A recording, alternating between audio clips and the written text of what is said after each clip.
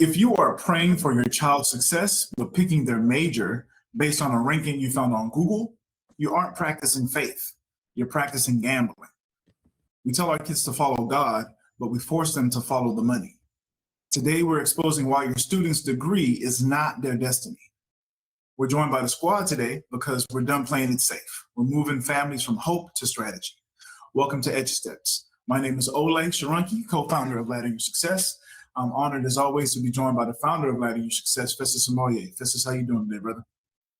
Doing well, man. It looks like you're reading something. No, man. I apologize, man. I gotta get better at making that more conversation. Yeah, conversation flow.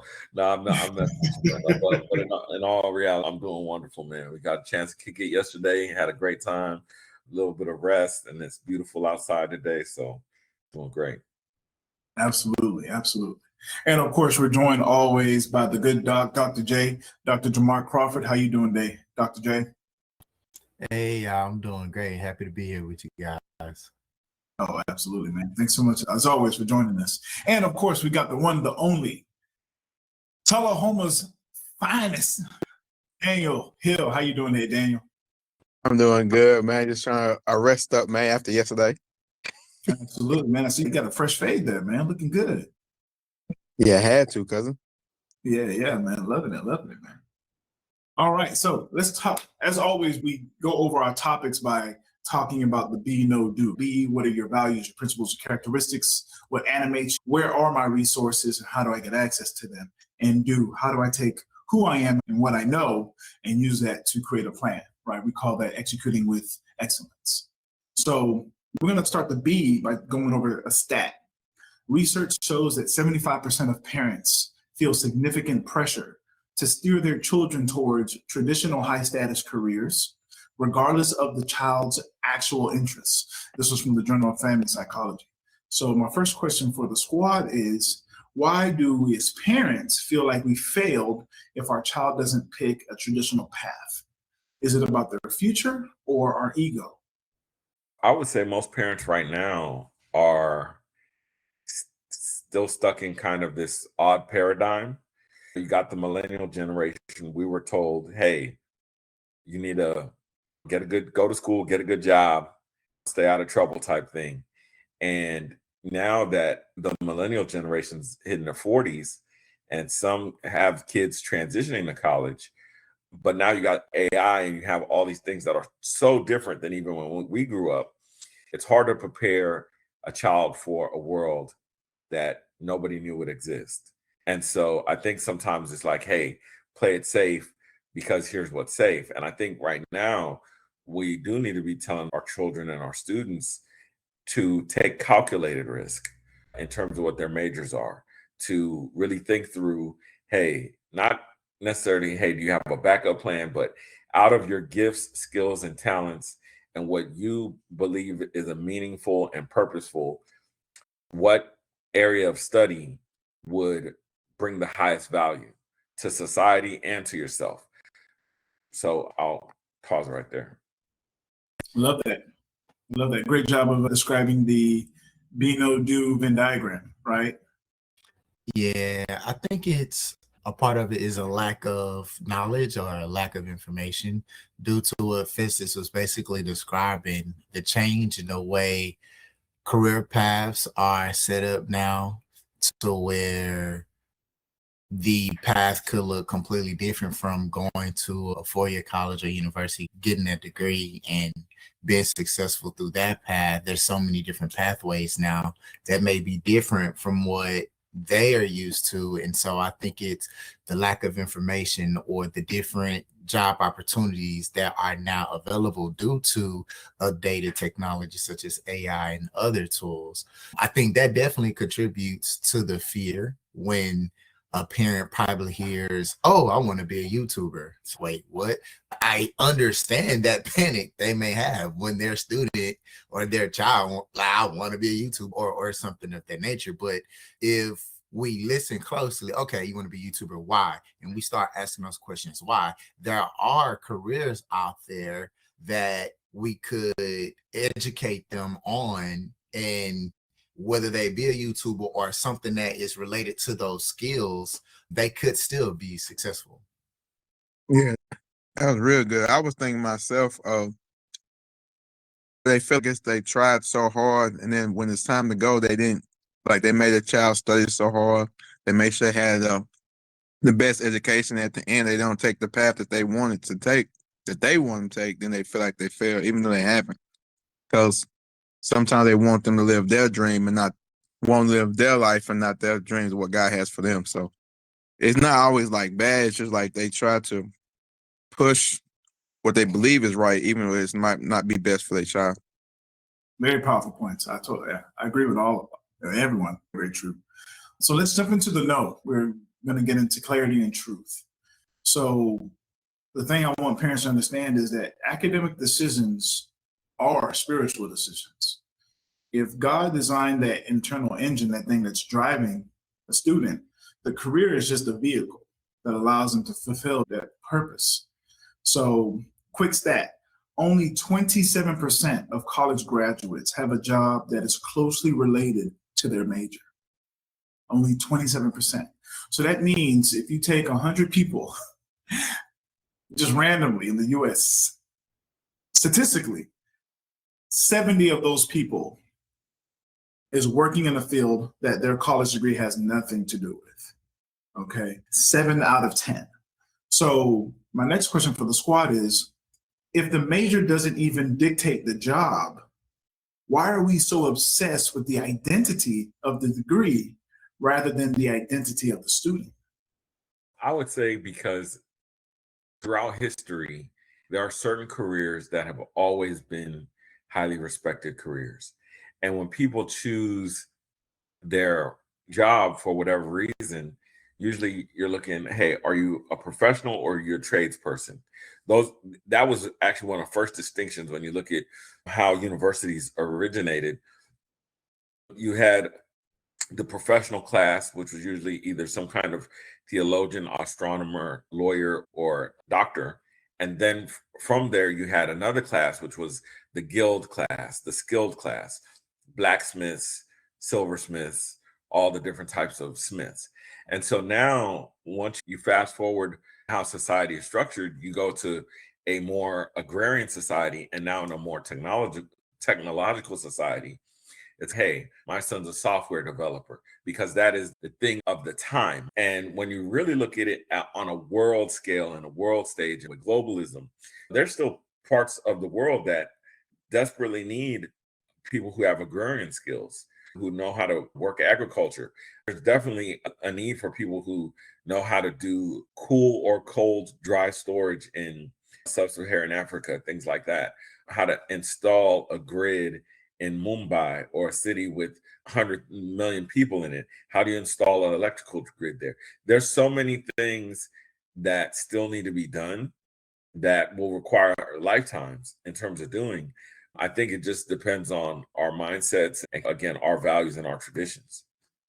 I think that a possible contribution is a possible contribution to a mismatch of degrees to the actual jobs people hold can be a lack of research. So when they are choosing their majors or the degrees and things of that nature, a lack of research of what this degree can translate to, what job can I get. And so one of the things that is a part of my course that I have to teach to my freshman college students is showing them how to use the Occupational Outlook Handbook so they can actually do the research of careers and degrees and the jobs they can get that are associated with specific degrees. And so if they have that knowledge and they get that information, more likely you will have students who are graduating from college or simply getting an education or certificates in the field that they want to go into that are matching that education. But if I'm a student and I'm just going to college just to go to college because that's what said I have to do in order to be successful, and I have not yet defined what success looks like for me, then I could go to college and get a degree and work somewhere where it has absolutely nothing to do with my degree. or I could take the time with my family or parents or a mentor or somebody who has been to college who's willing to help and have these conversations with, or a school advisor, a school counselor, whomever I have resources with, to start weighing these options. What are my interests? Fill out the Be No Do that you guys talk about all the time, to learn about myself and see what options that I actually have that I can get an education, whether that's a 4-year institution or whether that's an associate's degree or whether that's a certificate. Getting educated so that education could contribute to a return of investment on whatever career path that I'm trying to go into. So that's my thoughts on that part. Yeah, I like what both of them said, especially like knowing what's like the Be No Do, what you know you really want to do. Because a lot of people get into it because of money and then realize I don't like this job. So they switch it completely. Or they get into it thinking my mama and them did this, my dad did this, so I'm gonna like it. They don't like it. Or they get into it, like I said, once again for the money, but then find out, oh, a nurse makes this, but guess what? I don't like blood. I don't like changing people. And then you realize I wasted 4 years. Now I gotta go get another degree or do something totally different. So, but they say pretty much knowing what's needed because some area needs certain things, knowing that you need to find out if you even like the job you're trying to do. And some people get in and think they're gonna make a lot of money thinking, oh, I'm gonna do this because it makes a lot of money, but realizing that, yeah, the information you have, they used to make a lot of money, but now that job is not really needed as much anymore, or it might not make as much money as you thought. Like I'm gonna be this type of person, but it only makes $20,000 a year. That's not gonna work, especially you going. And then some people don't work in the career they used to work in because, or the degree, because they have to pay back the loan of their school, which the job they got wouldn't be able to pay back that loan. So they got to get a job that will actually pay back that loan and make more money doing something they don't even like. So it all just depends. It's multiple things. Thank you all so much for those comments and those wonderful answers. As I get older, the thing that comes to mind is everything is so much more interrelated. Everything is so much more connected than we ever thought or than we know. Because when I think about things like stress, when I think about mental issues, when I think about just a lot of the things that affect people in their daily course of life, I think about the things like the financial stress that happens when you went to school for something. Now you're realizing that this is not what you want to do. And now you're having to contemplate making these decisions and how that affects us, right? When we talk about LYS, we talk about LYS, 7 different chapters or course or aspects of life. We talk about culture, we talk about education, we talk about finances, we talk about health, we talk about your social aspects and your social life, we talk about spiritual, and we talk about your vocation. And I think about if there's something that's missing, if there's something, a need that's not being met, how it can affect those 7 aspects of your life.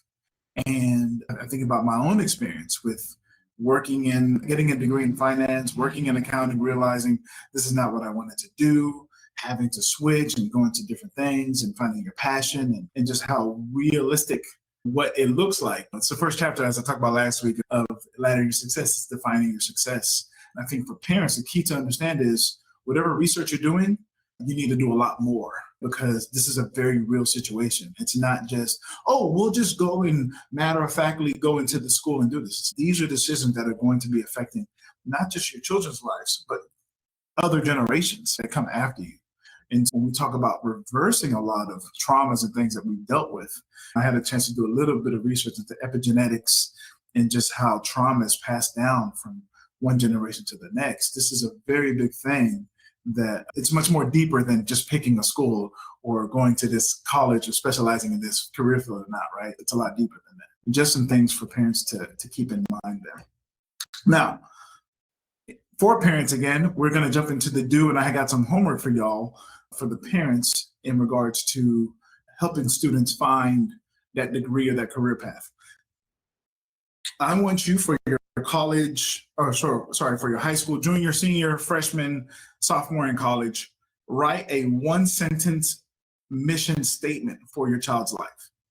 If the current degree or what they're looking to major in doesn't serve that mission, it's most likely a bad investment. Okay. So here's another step for our do.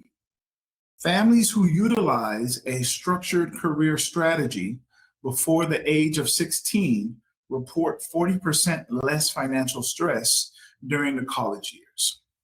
And I'm going to tell you something before I ask this last question to the squad. And I was doing a little bit of research before we came on here. And the statistics show that if you get an associate's degree or a trade degree or some sort of specialized degree before, or if you get that specialized degree instead of going to a 4-year college or university and getting a bachelor's, that the students who had the trade degree, the students who got the specialized degree, the students who got the associate's degree, in a 10-year period were better off financially. Now think about that. In those 10 years, guess what you can do? You can slowly start to go to a 4-year college and get a 4-year degree. And I think this is a key thing here, because when we think about the fact that a lot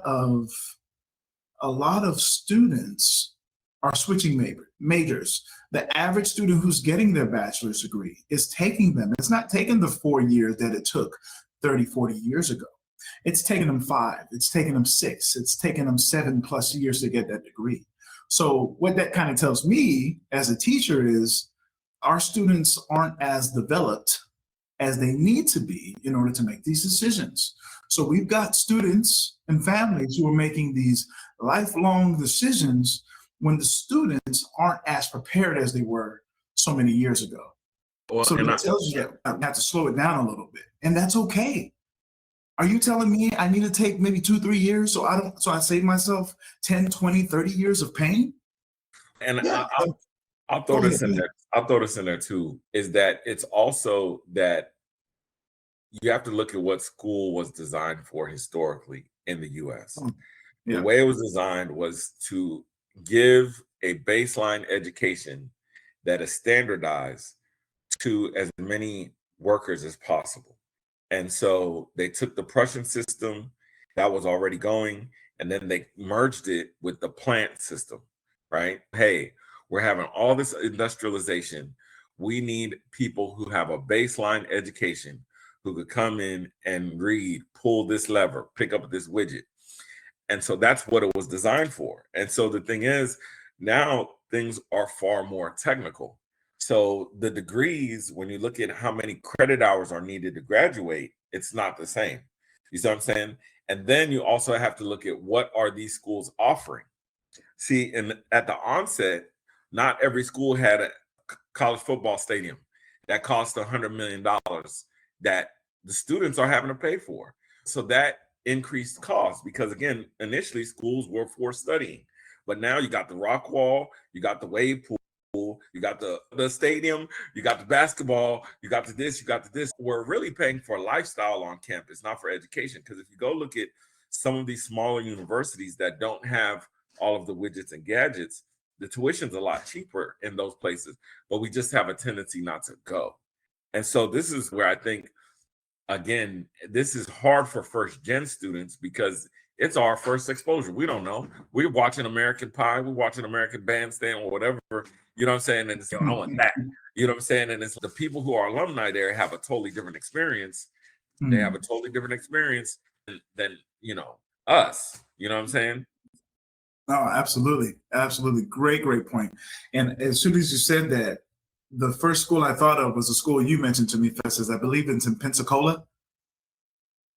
Yeah. Now, see, this is the thing. They actually have an indoor skating rink, away pool. They have those, but this is the catch.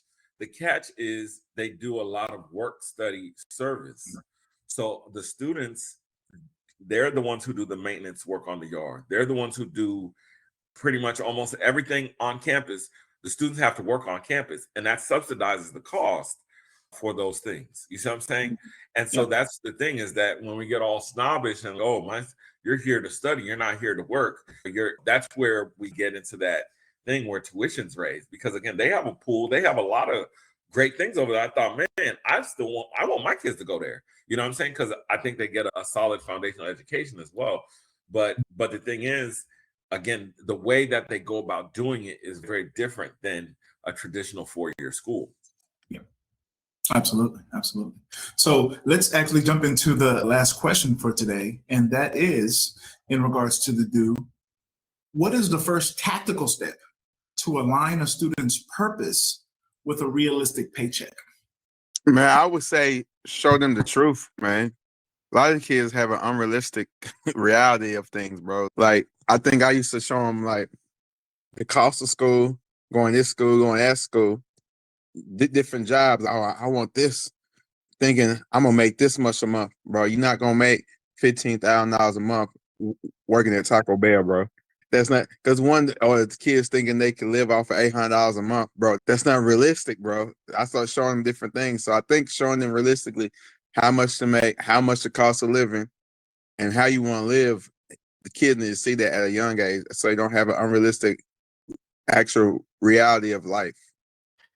Yeah, I think in order for the students to make that connection with their purpose and a realistic paycheck is to first identify what their purpose is, understanding themselves, and from there they can begin to explore realistic options to where they are operating with a purpose in whatever career field or job field that is, looking at what a potential income for those actual jobs are, regardless if that's a trade or a job that requires a degree or certificate, whatever that may be. But the key part here is to get the information and do the research. There are resources out there. Again, you have the Occupational Outlook Handbook as far as what a realistic paycheck look like. There's something called the reality check, to where you can look that up and you can put in, it's also a link. It's called Career One Stop. There's a link on the Occupational Outlook Handbook where you could put in the career you want, as well as see how much money that career could possibly make based on the area in the United States that you want to live in as well. Then you have, like I said, the reality check. That's where you can put in the specific lifestyle that you would like to live. That gives you the option to choose whether you want to stay in an apartment, a house, what kind of house, and all the other things such as electronics, bills, insurance. And it gives you a projected income that you would need to make to live that type of lifestyle. And it's called a reality check simply because you can take the information from the Occupational Outlook or the Career One Stop to see the income of that particular career and see, do you even make enough to live that particular lifestyle that you claim you want to live? So it's some research, there's some resources out there, but use the research to figure that out. Absolutely, man. I love that. Lots of realness. And I love what D. Hill said about just making it real, showing them what it looks like. And I think what's a resource for that? Career One Stop, just like you said, Dr. J. So I love that. I think just giving our students real, what you all just described is you're creating an environment where now you have no choice but to start asking questions. And I think that's one of the keys here, right? Creating these environments for students to start asking, oh, that's how this works. Who's FICA? And why do they keep taking all this money out of your check? Right? Is you got to get with the real. Like, that's one of my favorite scenes from That 70s Show. Jackie was working at the cheese stand. She was working at a cheese stand. And she was like, who the heck is FICA? And why does she keep taking my money? Why do they keep taking my money? And it's like taxes, you know what I'm saying? So she didn't know. But I think that's the realness of it, is like showing our students, like, you want to have this life? All right, let's have a real life discussion. This is what you want to do. This is what a day in this life, year, a career in this life looks like. Is this something you can see yourself doing? And then also having these conversations with your child. I did a little research today on Angela Duckworth and just grit scales. And the thing that she talks about is it's not necessarily the talent. It's not necessarily the talent. It's the perseverance. And from an LYS standpoint, it's because we're a faith-based organization. It's steadfastness. Let's just put it all on the table. Yeah, you got the talent, but do you have the steadfastness? Are you going to be able to persevere? The moment something comes that's an obstacle in your way, you're just going to, oh man, I ain't got time for this. You said you want to drive this car, you want to live in this place. You don't have the resiliency, you don't have the perseverance. How many of us as parents can have that conversation? Right now, you're not at where you need to be if you say you want to do these things. And I think these are discussions that if you have them earlier on, you can start to build a game plan to get there. It's not to say that you can't get there, you're never going to achieve these things, but it's if we're seeing something that's delaying or stopping you from getting there, let's work on it. And I think that's how you have just creating those platforms or those opportunities to have those conversations, right? So, folks, that is going to be it for this latest episode of Edu Steps powered by Laddering Your Success Parents Edition. If you like what you heard, please be sure to like, subscribe, comment, keep the conversation going. What did we miss? What did we nail on the head? What do we need to keep studying or researching on for y'all? If you have any questions, please be sure to comment on wherever you're hearing or watching us. All right. For Dr. J, for Daniel Hill, my name is Olay Shorunke. Thank you for listening to this latest episode of Edu Steps Parents Edition, powered by Laddering Your Success. Festus, go ahead and hit us with a phrase that pays. Listen, y'all, there are legitimate excuses for not going to college. There's no legitimate excuse for not getting an education. Thanks for checking out this episode. And if you like what you heard, hit the like button. If you know somebody who needs to hear this, hit the share button. And if you think, hey, that episode was fire and I'm ready for the next one, go ahead and hit the subscribe button and the little bell icon. And we'll see you on the next episode.